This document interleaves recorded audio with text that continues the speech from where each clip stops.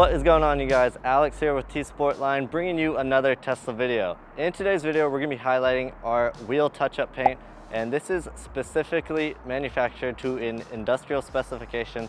This is going to be good for automotive use, like these wheels. We're going to walk you through the process on how you can do this job yourself and the supplies you're going to need. So starting out, you're going to need to get some car wash soap, some wax and grease remover, some lint-free towels, the touch-up paint itself, possibly a file or some fine grit sandpaper, as well as some duct tape or masking tape. We recommend duct tape because it sticks better to the tires than traditional painter's tape. So one of the most important things doing this job is to make sure everything is very clean and free of contaminants. So that's the first thing we're gonna do. We're gonna go ahead and jump in and clean up this wheel and tire before we start. All right, so the first thing I'm noticing on this wheel and tire is the amount of tire shine right here. This is gonna be a big problem, so we're gonna need to make sure we wash all this off and clean it really good with wax and grease remover. So that's where I'm gonna start. I've got a wash bucket here with some car soap and a mitt, so I'm basically just gonna wash the wheel.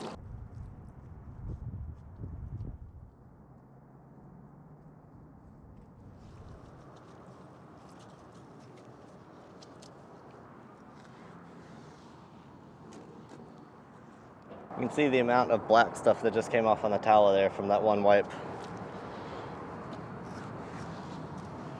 All right, so with that washed off real quick, I'm gonna take a lint-free towel and some wax and grease remover and kind of go to town on this tire and wheel area where we're gonna be repairing, just to make sure we get all of that tire shine or anything like that off.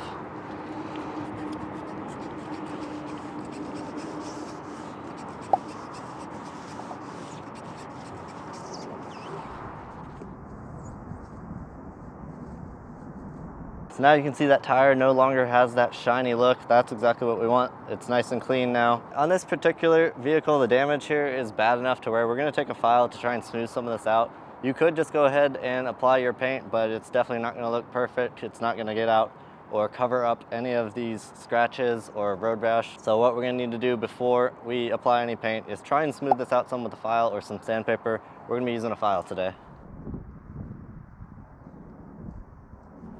I'm just gonna work this at about a 45-degree angle, right on top of where it's damaged. Try and smooth out all these burrs and bumps.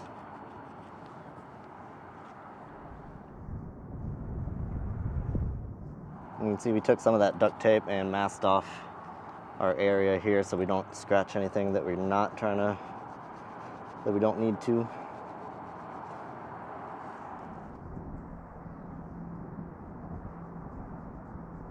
I'm just going a little bit and then feeling with my hand to feel when it feels smooth.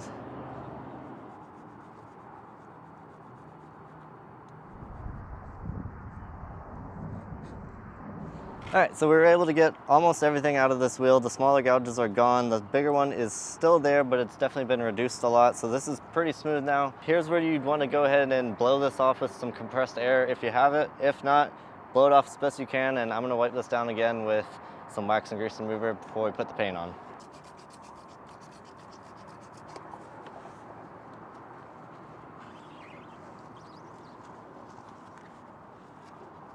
All right, once you're to this point, you've got the wheel nice and clean. Make sure it's completely dry, and we're gonna take our paint, make sure it's shaken well, nice and mixed together.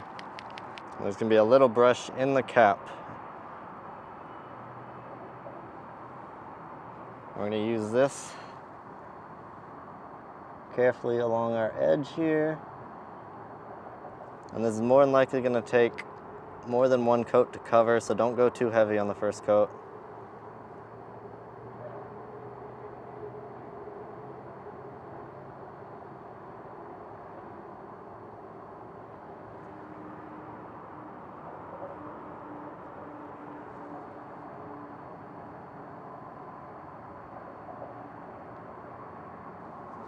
All right, I've got one coat on. We're gonna give this a few minutes to kind of dry before we put another coat on.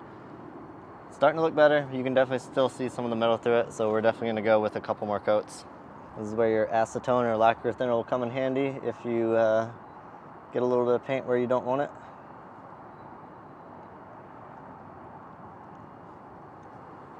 It's gonna be recommended to wait about 10 to 15 minutes between your coats.